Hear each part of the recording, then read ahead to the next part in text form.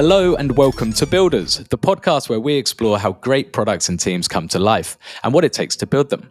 I'm Lee Haynes, and today we have the pleasure of welcoming Marija Nakevska to the podcast. Marija is Chief Product and Technology Officer at Worldline, a global leader in payments and transactional services.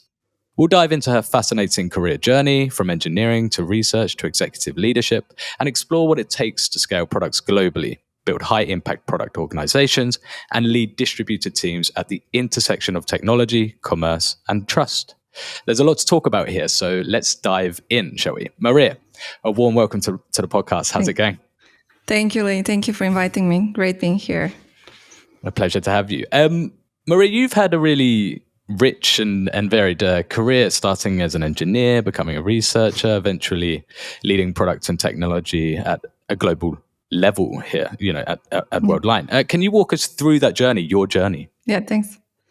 Yeah. So I have a educational background in engineering. I started as someone who did development of software and so on as an engineer. Then after that, somewhere in my late 20s, I went for a PhD. So that's the time where I went for a research and going into industrial design, designing different products and experiences. I was also teaching at the university, which was completely different than before. Wow.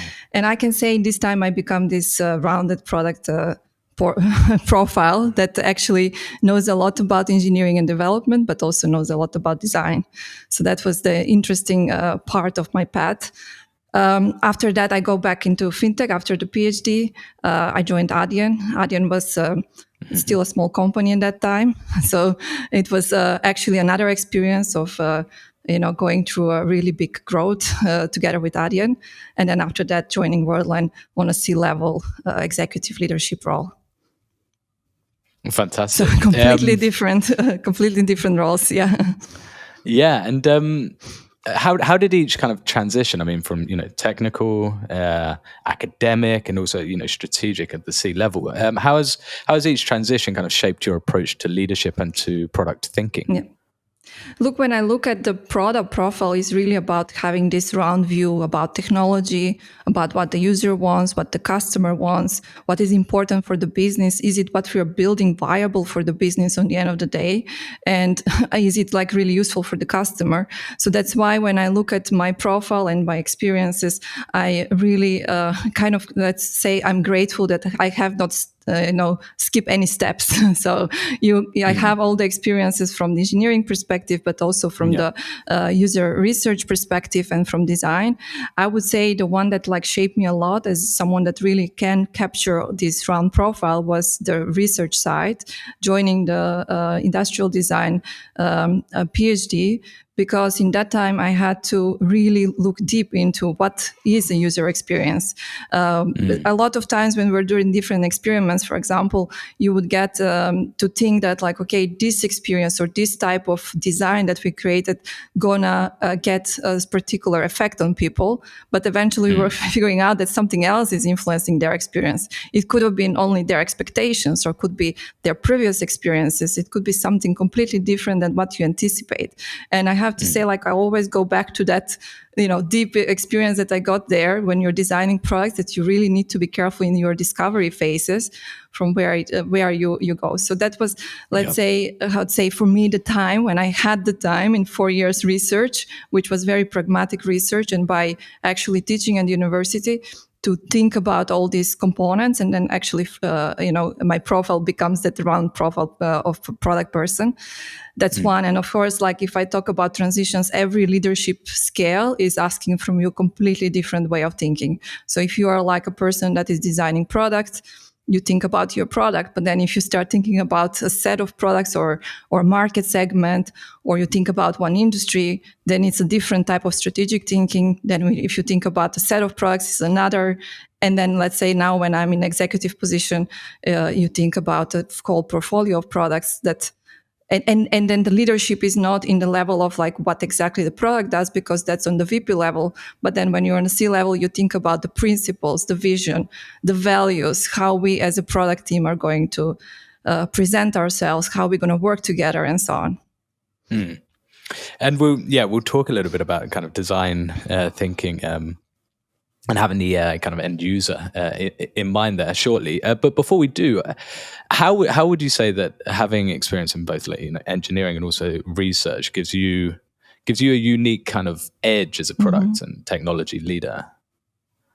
Yeah, because it's very important that the conversation between product management, product design, and engineering is very tight. When I'm leading product teams and technology teams together, it's very important that you understand both sides. I would say that's the difference between a classical product management on any kind of product and a software kind of product management, where you really need to understand the technology behind it. So I think in that sense, my profile is quite unique to have both sides on technology, but also on design, and from there towards the business and the industry. I have experience in payments, obviously, for already 15 years. So it's very important that you also know the domain and you know the industry that you are building for. Yep. Exactly. And to talk a little bit about product thinking then, and also scalability, what would you say are the key ingredients for building a product that can scale globally?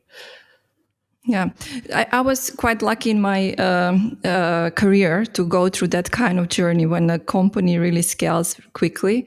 So I joined Adyen when it was a company of 150 people, and we grew up to 4,000 when I left Adyen back then. So it was really like years of adding more people, adding more products, adding more geographies, and so on. But in the same time, that was also quite unique way as we grew in Adyen. Where everything was quite scalable, built for scale. That's not only how to say you're growing with volume, but you're growing in a way that like you really scale without increasing cost on the platform. So very important in that sense is that everything that you keep on designing or like developing as a product, you think like, okay, maybe I'm building now for a particular client, merchant in the payments industry. And then for, am I opening with this a full industry? Is it a full market segment, or I'm just building for one? So that was the particular, how to say, way of building scalable products, that every single time you see if whatever we're building, how this is going to apply for a bigger set of customers. And how it can work, that they will, have all the flexibility that they need. They will have all the different configurations they want, or integration options through APIs, but that will be still very scalable. So it's very important that the product managers, the product designers are thinking that way all the way of designing even a small feature. Often it's very easy to get persuaded into build something now, but then if it doesn't scale, becomes a problem operationally later. So it's that's another, let's say, learning throughout my career how to design products. And from a leadership perspective, what do you think a product leader should be most mindful of during these kind of periods of rapid growth, international growth in Adyen and also Worldline's case? Yeah, exactly. Look, one thing is what I mentioned is the team. If you don't build a team that will start to scale and performing well, you will have a problem.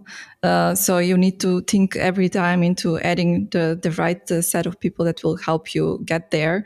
Always hiring. I would say if one important process you need to establish as a leader is the hiring process. Because if, that's the time when you have a chance to actually build, again, same as what I was saying about scalable products. It's the same thing about high performing team. Like, is this team going to bring me to the next level of growth and so on? And that's why it was like for me, both in Adyen and in Worldline, the most important thing to establish how are we interviewing our candidates, how we are growing as a team. So that's from leadership perspective. But another point is, again, as a leader as well, to think about, okay, what we're going to do and what we're going to choose not to do. Because it's, again, you have, when you're having this kind of blitzscaling opportunity, there is so many people need your product that, you have been asked from many sides, like build for this and build for that. So you always have to make choices. So for the leader, it's very important that they are paving that way of saying of making those choices. If you don't, then your team will not know, will not be actually enabled to be successful. So I would say establishing a product strategy and a vision, of course, and then from there the path of like choices that you've made is the most important to be successful. Yeah. Yeah, no, it's a really good point with by building something, what are you choosing not to build, or what are you're prioritizing something, what are you choosing not to prioritize? Yeah, very, very important as well. Yeah, I keep on repeating that one. Just make good choices. Keep on making choices, even if they don't look good. It's better than not making choices as a leader, because it sounds like very easy to just say like, oh, we are growing, we are adding more people, we have already a big team. Let's build this, that, and that, and then eventually you don't end up with excellent product. Yeah. No, exactly. And yeah, building great things is much easier with high performing teams, of course. And you spoke about the importance of high performing teams. What would you say are some of the main challenges that you've faced in kind of recruiting the right profiles to a team? What are those type of profiles? Yeah. I mean, for me, it's a very important perspective about the product teams is that they take ownership as ultimate ownership of like whatever I'm building. Am I even thinking how this is gonna get monetized? Am I thinking about whoever is going to get to support my team, that they have all the material, the ones that they're selling gonna present my product well, and so on. So it's really, on the end, it's about getting people that are interested into owning their product. So for me, it's not that you need to hire the best, from the best universities or anything like that. It is about enabling people that are just engaged and interested and want to own the product. So for me, also the hiring process is more about their attitude versus like maybe even about their knowledge of how they're gonna approach, let's say, their job. Even if it's a super senior person, that makes sense. And I think, especially in Adyen, and I have been always working in that direction, I would hire often the people that do have the product. So, for example, you hire someone, the problem, sorry, not the product, the problem, because if they're coming from like a retail, if we are building a product for a retailer or for, let's say, hospitality industry, if they're coming from that industry, they already understand the problem very well, and then they have all the empathy and all the willingness to solve that. Yeah, I've been on the other side essentially. Yeah. It's very important that they have that empathy for the customer. And now, Worldline, you spoke a little bit about design and design thinking earlier. Worldline, I believe, operates in over 40 or 50 countries, I think, and processes billions of transactions annually. Serves clients across sectors including banking, retail, mobility, and others. How does great design factor into this equation? I mean, especially when you're balancing the needs of presumably enterprise clients, small to medium businesses, and everything as well. It's quite a mixed bag here. So how does great design factor in here? Yeah. So in Worldline, we in merchant services, we are working on payments. So it's any type of payments. It's e-commerce, in-store payments, acquiring, practically settlement of funds. So every merchant needs to get paid on their store and get their money on their bank account, as simple as that. So we are practically serving 1.2 million merchants throughout Europe and in Australia, India as well, and so on. But the small merchants are mostly in Europe and Australia. That means, again, because the company has grown a lot throughout the years, there is a two focus market segment. One is the SMB, another is the enterprise market segment. And indeed, what you were saying is around how to serve this market segment, how to look into this scale of like building products for such a diverse kind of type of clients and what it actually needs to, the design can contribute to this. So we practically what we've done in Worldline in terms of the setup of the team, we separated the SMB merchant experience team versus the enterprise. Because even if you see that some things are quite similar, because in this business of payments, you need to look into know your customer or different type of compliance and regulations and so on. They might be similar, but again, at least in my from my perspective, I would argue that it's better that the team is really focusing, and I often like to say obsessing with the problem of a certain market segment versus like finding synergies in the between different segments. Because the SMB merchant will be like a very small business owner. They would need to get their payment terminals or their e-com store set up quite quickly. While, for example, enterprise merchant might have like a full team of specialists in payments. So they would need a different, let's say, merchant experience or client digital experience to be built. So in that sense, of course, there will be a different benefit of good designs, because the design on the SMB side, let's say, should be very intuitive and easy to go through and very simplified and so on. Well, for example, enterprise, of course, as well is very important, but maybe there will be a more like high touch to it as well. Yes, and zooming in a little bit for a moment on payments specifically, what makes it like what fascinates you so much about payments, but also what makes it uniquely challenging or rewarding from a technology and product point of view? Yeah, I mean, payments industry is, I think, is such an interesting space of complexity somehow, you want it or not, and that's because of like how different we are as people. Like it's the different nations, and especially if you work in Europe in payments, you would just see like cross the borders, and we don't have borders anymore. But for example, the Dutch will be completely different than that what happens in Belgium and what happens in France. So Dutch will have a payment method like Ideal, which we are just connected to the bank, and we, if like me as a Dutch person, like I would not, get out of, let's say, my sofa if I want to buy something, if I cannot click on my mobile phone and get it. Like someone else in other countries will be much more used to credit cards.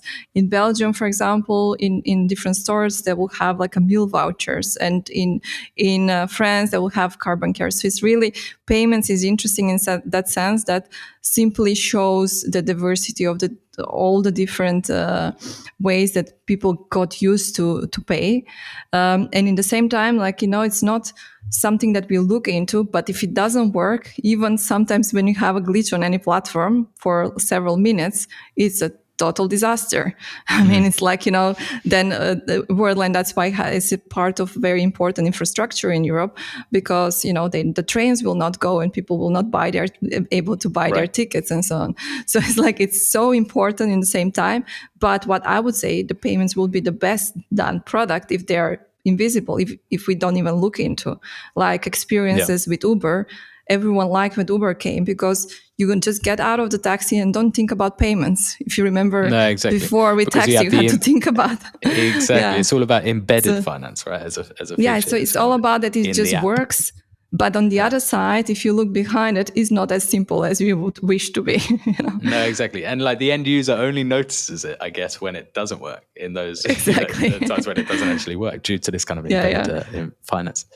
Yeah. Then you immediately make the news. Then you don't want that to happen. Exactly. But the global digital payments market is projected to surpass like $12 trillion by 2026, so next year, with growth driven by mobile platforms, embedded finance that we were just talking about a bit, and also this kind of instant cross-border transactions. So like trust and speed, but also security, super important, right? They're not just features anymore, but prerequisites, I would say.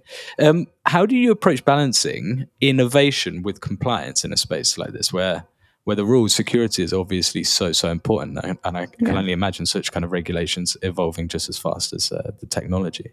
Indeed, I mean it's very small space there to think differently than just comply to all the regulations and be fully compliant and secure, and safety is very important in any payments space.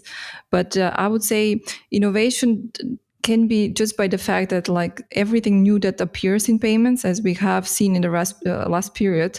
So the Visa, MasterCard, for example, they have been innovating in a different ways with tokenization, with, for example, again, if I mentioned the different journeys that we have with Netflix or Uber and so on, that means that, a card is somewhere on file and everything gets paid and so invisible.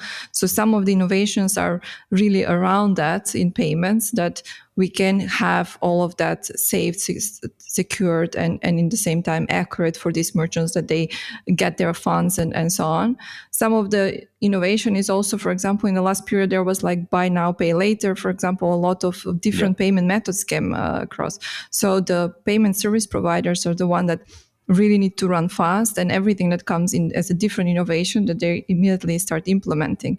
So innovation in payments is also a lot about speed. Because this world is evolving and it's about speed of execution as well. Yeah. And to talk a little bit more about high performing product teams again, what would you say, like, what's the difference between like delivery teams, feature teams, like empowered kind of product teams? There's like a distinction here, right? What would you say is the difference? Yeah, exactly. I mean, that's one of the part where I mentioned on the beginning, when you asked me about high performing team, I immediately will start going towards like, do they take real ownership? And if you look at this different evolution in the product management, and again, if you ask me, how would you lead your product organization and so on, I would immediately point towards the empower product team model, or the product operating model that is known in the industry nowadays. But again, if you look at delivery teams, those are the ones that you just give them a spec and then develop, and they know exactly what they know, and they code. If you look at feature team, is like you give them a roadmap and then develop what you told them to do. What in let's say what I would think about my teams, or how we are working today, it is about setting up the right topology of teams, setting up the right strategy, of course, and leadership for the teams, and then give them objectives, give them problems. So that's the big difference between how the teams are going to work today. Sorry, they have a No, it makes complete sense, because I think it's a distinction essentially between like project-based and product-based operating models here, right? Where exactly, I think you see it much more and more nowadays in these more mature organizations, such as Worldline or whoever, where maybe a traditional setup would have been that these teams typically have a scope, they're staffed, and it's like delivered like a project, right? And they're kind of measured on was it delivered by the due date, for example? But nowadays there's a growing need for this continued kind of outcome driven product ownership. Exactly. Right? Yeah, exactly. And it's really about that space. Again, in payments or in any other area, it is very important. For example, the difference between is your payments going to be authorized or not, or fail, is between like, is it any kind of bank issuer that issued your credit card has implemented a flag correctly. So what you want in product in payments is to have people that are getting obsessed about all these different opportunities to improve every bit of transaction to go through, to not be recognized where it should be recognized as a fraud, to be recognized as a fraud, where it should actually pass, and so on. And for this, you need the teams that are really set up stable as they are with a certain problem, and then they keep on improving. So that's the big difference between, let's say, project-based approach, where the teams are getting a project, and once they finish that project, they go to the next one, versus teams that are set up as empowered product teams. Yeah, exactly. And I think like one of the most common traps in like this transition from say project based to product based, if we were to call it a transition, right? Like a lot of companies have gone through or are going through, it's a kind of rebranding of roles without kind of changing accountability. So I mean, you can have product managers potentially still delivering these kind of fixed scope projects instead of solving these kind of ongoing customer problems, like you said, like understanding the end user's problem and owning it, right? You've written and spoken a lot about this topic, I believe. What's your take on how companies can make that transition smooth and meaningful without just, changing titles and that's it? Yeah, exactly. No, I have quite some experience with transformation in Worldline, and it is really about this space where more traditional companies have been more project based, or like things that they develop is more from project perspective versus going into product. And as you already mentioned, the project managers, they are thinking like, and they are getting rewarded. People get rewarded if they finish something on time and on budget. Versus like when you have a continuous improvements that are needed from product teams. And that's the difference, which on the end, people that are getting a real objective in front of them, then they will have to actually always find a different solutions and keep on developing and keep on improving. And maybe even the scope goes bigger. Or maybe, as I mentioned, in payments, you get like, okay, a new payment methods appear. Now it's about buy now, pay later. Before, someone was developing a different wallet kind of payment methods and so on. So that was a big part also from my journey in Worldline, to bring that leadership in, where the teams are starting to think different about their setup, and also to think different, as you mentioned as well, about their roles. In many teams, they would have like a product manager that thinks much more about the market, then a product owner that thinks together with the developers, and then a project manager that does stuff together. So now gets things finished for them. So now in the product operating model, you will have to think like, if you're a product manager, you're very close to the technical team, close to the developers, and that's possible only if the developers also are taking much more ownership into the domain knowledge and understanding what they're building. So that's the big part about like companies that are looking to transform into the product operating model. They have to look into, of course, many components are important there. Start from the leadership. Product leaders are very important to think different, to establish product strategy and so on. But then after that, set up the teams as they are, as a topology of the teams, set them with the right objective to be meaningful and to be possible to deliver on that objective, to have all the skills, to have all the autonomy on that. And with that also, the roles are starting to change, even the roles of the engineers as well. Yeah.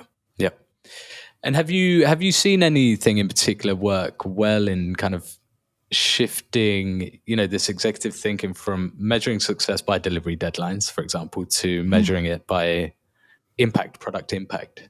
Is there anything that's worked well in kind of that shift? Yeah, because I mean, teams that are just measured into like, we deliver this and they move on the next one, a lot of times they don't see if their product monetized. And that's what I said. For me, is like it's very important that they take that ownership, that they look into what they built. And for example, as a product person, if you're not in front of your customer, if you're not together with your sales team there to be selling your product, you probably are not doing your full job as it's expected. So it's very important. So the results are coming from there. Once you have the people, first of all, you need to think much more strategic if you want to have a successful product operating models. Practically, you make the choices that I talked about before. So that's one. So the teams, they all know where they're going to.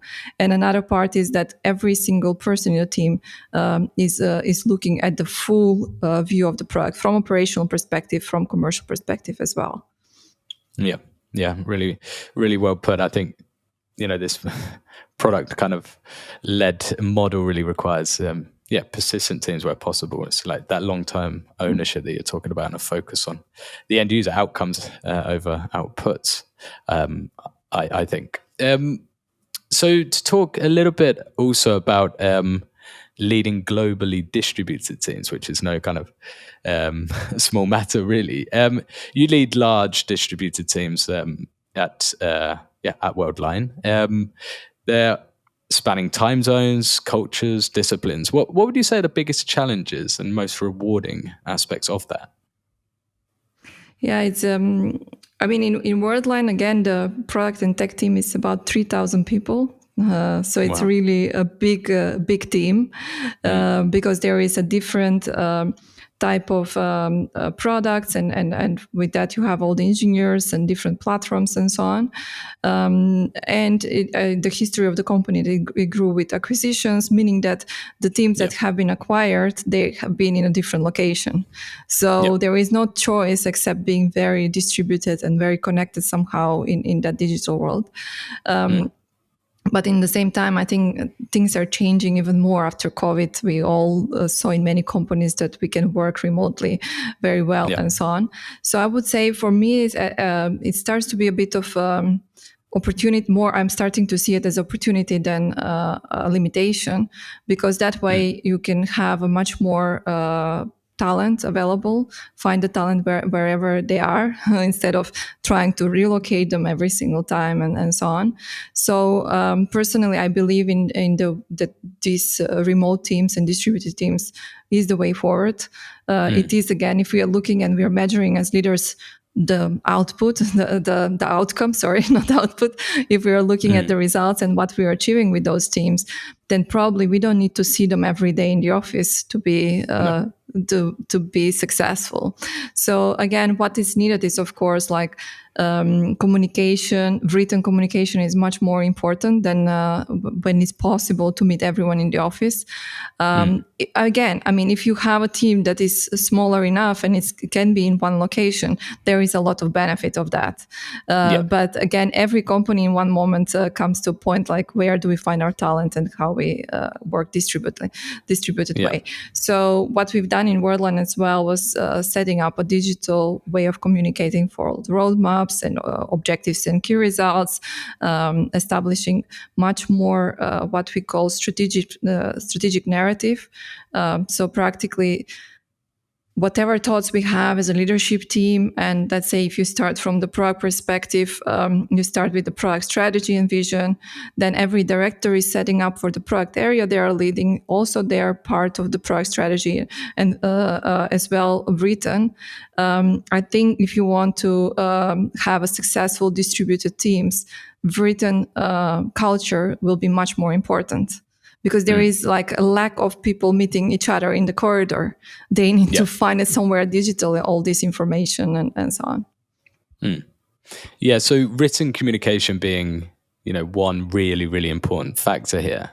How else do you maintain alignment, communication, and also culture across such a broad and like global team structure? Because I think it's like the point you make about remote work, I think it's hybrid and remote models are certainly here to stay, right? And this flexibility is like an expectation for many. It's not just a perk anymore, right? And loads of studies talk about how it kind of positively impacts kind of employee retention and all of this. But is there anything specifically about how you kind of maintain alignment and culture across different teams here? Yeah, I think I came back several times to the product strategy or the strategic narrative, because it's really about like setting that perspective for the teams from leadership perspective is very important. But also you can call it cascading, or like getting the message down to every level is very important, because it kind of has a different level of detail that is needed to be translated for a certain team. So what we have done in Worldline is that we have one communication that is more like quarter, thinking about communicating about where we are going, what is changing, is it organizational and so on, communicating again as a high level vision for the product teams and so on. But then even equally more important is that every, let's say, VP of product or director of product is keep on communicating in more detail with each of the other teams. So communication will be very important to be successful in this. And of course, if the teams have a local offices in each of the areas, then they have a specific communication and a line of management there as well. Yeah. And how do you create space for autonomy and asynchronous work while still ensuring that the teams are focused, connected? Is this that that narrative that you're talking about and the business objectives, or how do you ensure they're kind of all moving in sync, essentially? Yeah, that's the biggest challenge of such a big teams. I mean, it's a challenge of every single company. Once the team starts to grow more than hundreds, then you start having this big problem of alignment and dependencies. But we've tried, for example, in Worldline, is to establish value streams where you have several dependencies. Then you kind of establish a value stream, because then you try to solve the dependencies. But there is no magic trick. It's always a problem to have all these alignment and dependencies resolved. It's the biggest challenge of every single product team, I would say. But you have to keep on trying. And one methodology we use is, like, for example, we call it room of rooms. That's the specific quarterly coming together and saying who is depending on whom. So practically getting the dependency resolved. That's very important part about it, because like, you can always talk about autonomy. You can think about, like, this is the meaningful space, this is the knowledgeable team that's going to work on this, but there are always going to be dependencies. If not something else, it will be infrastructure. It will be the platform itself. It's always some type of dependencies in big product teams. I mean, if they were not depending on each other, they will not be in the same company, probably. So that's the biggest, let's say, complaint from product teams towards leadership, that they are always feeling that I would be better if I had all my resources.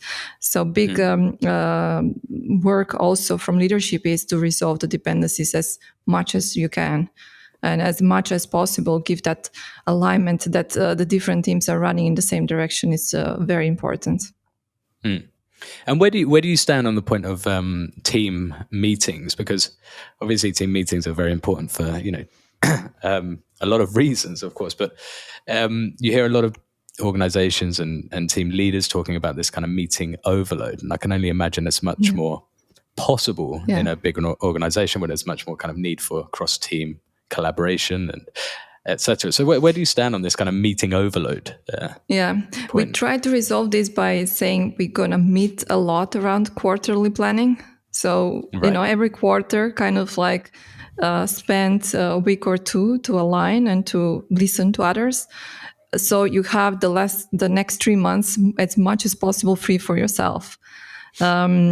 I'm not sure how successful that is, because on the end of the day, again, everyone will say there is way too many meetings.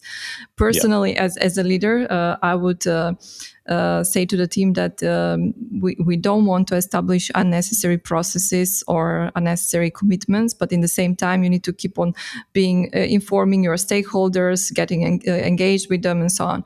So I would be the one that, if we talk about principles and values, I would talk about, connect with everyone, but don't prescribe a certain process for that.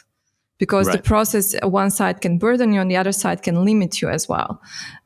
So some things have to be very well organized. For example, when you're launching a product, that you're following a good definition of done, so you don't just drop a product that is not fully finished.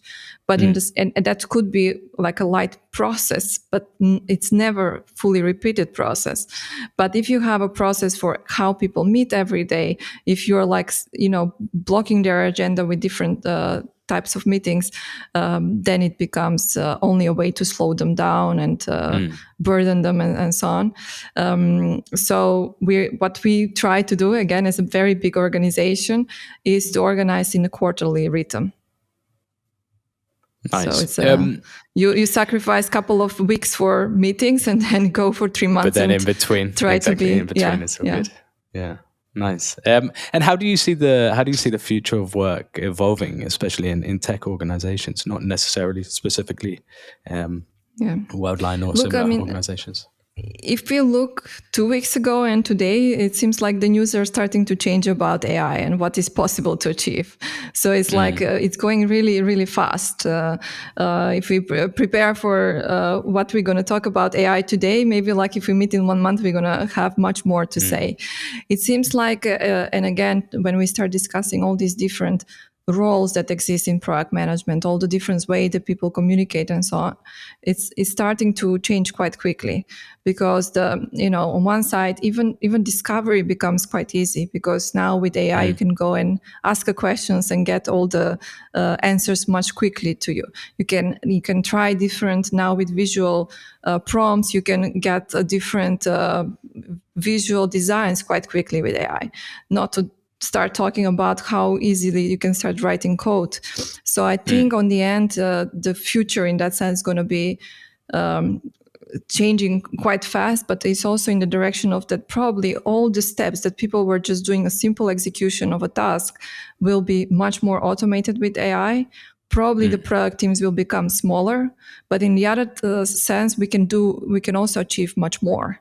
So I'm thinking like if the industrialization was coming time ago about, is it agriculture or textile and so on, the result was that we just simply got more, let's say, food or textile and fashion and so and available. Wanted more, right? Yeah. And yeah, so I would say like, yes, on one side, I think we will be able to achieve much more. We're going to be able to achieve much faster, and much more different tools will be available to consumers, to clients, and so on. So it's I would say let's see where we get in the next months. Even it's not years from these big changes towards the product teams. Yeah, a bit too hard to think years ahead. I think like you say, let's think months ahead, and even that's quite difficult. Yeah, so that's why it's very exciting time about product teams, and and that's why I wanted mention all this about empowered product teams, because if you're not in empowered product team, if you're not thinking about the problem that you're solving, if you're a developer that is just coding, then you might be in danger in the future, because coding is going to be less needed to be done by typing. So it's going to be much less of those jobs. So people will need to think much more about like which problems we are solving, think about the customer, and so on and so on. Yeah. Yeah. And so you're one of the rare leaders who hold both the CPO, CTO titles, and also as a woman in tech, this kind of carries extra weight, I would say. I'd like to just hear a little bit about what your journey as a female executive in tech has been like. Yeah, no, it's a good question. When people ask me, I think I usually respond with, I have been too busy to notice I'm female. So it's, like you just keep working hard, and you keep on growing yourself, and keep being the better version of yourself every next time, and don't look around you. But it will be half lie if I say that I don't notice that in every single management board meeting, or even when I was in the level of VP and so on, that you're just simply the one female with your colleagues. And especially in the roles which are more connected with business, supporting roles, there are more female leaders. But let's look into commercial roles, product technology, especially. There's always a lot of the ratio is towards more male. So on the end of the day, there is additional burden that you are carrying. It's like you want to admit or not, it exists by the way you talk, the way you look, the way you appear in front of others. You might get criticized about posture or how assertive you were. I don't know what.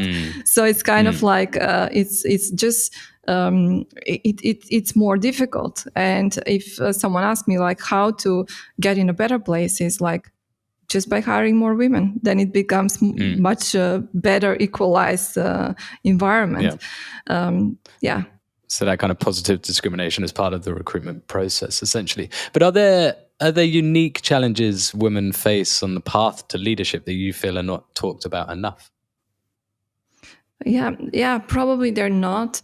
It looks like almost that there is enough, let's say, pipeline of women that needs to can grow. But the question is like, are they gonna raise their hand? Are they gonna be showing their interest for that role?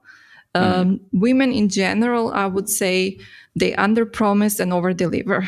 I've seen it with coaching so many female leaders and individual contributors, whoever. That's like whenever I would see, like for example, I get into a week of appraisals, for example, and I would see the obvious difference. They will just criticize themselves. They're like, in a constructive way. It's not like they will be, just going anywhere bad, but it's just different. So, for example, what I would say the most important part is that everyone is just aware that there is a difference. That and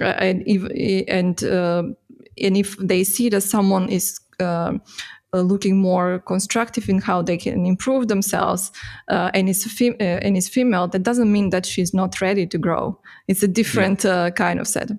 So it's a kind of approach, let's say. So I would say the first part is that be more aware. We'll need to somehow educate people around us that they need to keep on giving chances, even if it doesn't look so obvious on the very beginning. And what advice would you give to women aspiring to reach the kind of VP or C-level roles in technology? Yeah, I would just say dare, because you probably, can do this leadership role and so on, even if you think you don't. I mean, dare to raise your hand, dare to sit on, get your seat on the table and so on, and show what you're capable of, and don't get bothered. I also very often I get this feedback towards myself. I got it throughout the years, something like, we should be more like men. And my first advice would be like, no, you should not be more like men. You should be definitely as you are, be authentic, be yourself, but then don't stop yourself. It's and I don't know, in my experience, I have been always, kind of get my team. Maybe on the beginning, it's like, not diverse as it is, as you inherit. But then in a couple of years, you start making much more diverse hirings. And after a while, you start seeing all the benefits from it. Because the benefit is not that we need a positive discrimination because, that's fair.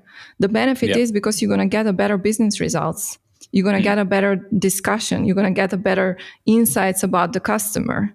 Because if you don't see 50% of the population in your leadership team, you're not seeing the 50% of your potential customer perspective as well. So there is a big question about benefit from having a diverse team versus doing it because it's right to do it. No, really, really well put. And as we start to wrap up here, I'd like to just look ahead a little bit and ask, what are you most excited about right now, either within Worldline, your own role, or kind of broader trends that you're keeping an eye on? What excites you most? Yeah, I think now I'm very excited to research and look what's happening around AI and how the product teams are going to evolve. I'm very interested into transformation of product teams and what it means to see companies that want to transform towards a good product teams, product setup. It's what is there to learn. It's a very good kind of material there with Marty Kagan in the product operating model. I'm very interested in that area, but even more, I would like to see where exactly the product teams will go in the future, with possibilities to use much more AI. Yeah, I agree. Is there a shift or kind of innovation in the payments or payment space that you think will define the next, 5 to 10 years, if we can think that far ahead? Could be. I mean, we have been seeing this period like innovations like stable coins and cryptocurrencies and all these possible innovations. I think the payment space will probably stay as complex as it is, because that's simply how we again operate as different regions and so on. I think again, payments needs to become much more invisible. We should not, even think about that part. Who knows? Like now, it's a big step into agentic kind of shopping. Maybe we're going to have like our agent that needs to go and find for us whatever we want to buy and then just buy it and so on. So payments in that sense, I would think like no matter how much interesting it is behind of all these teams working on payments that I've seen, for the consumer, it needs to be totally invisible. I hope in future that like, things are happening while at the same time, of course, are still secure and trusted. Yeah. So working as it should be behind the scenes. Exactly. Again, really well put. And is there anything at all that you'd like to add before I wrap up here? It was a great discussion. I've been listening a lot of the podcasts that you have. I really like that you're deep diving into different types of career paths. So it's I've been listening to, for example, perspectives of people that just jump into product management or were working on a different products in the past. Would say, keep up the good work with that. It's really refreshing to keep on hearing from the industry how people approach the different either different roles or different industries. Yeah. Well, thank you very much for saying, and thank you so much for joining us. Your insights from scaling globally and transitioning to empowered teams that you've been talking about, also navigating the future of work and everything that comes with that. It's been really, really interesting and valuable to hear. So thanks so much for joining us today. Thank you for the invitation. Thanks. And to our listeners, thank you for tuning in. If you enjoyed this episode, don't forget to subscribe, leave a review, and share it with a friend or colleague. We'll catch you next time on Builders. Until then, keep learning, keep innovating, and keep building. See you soon.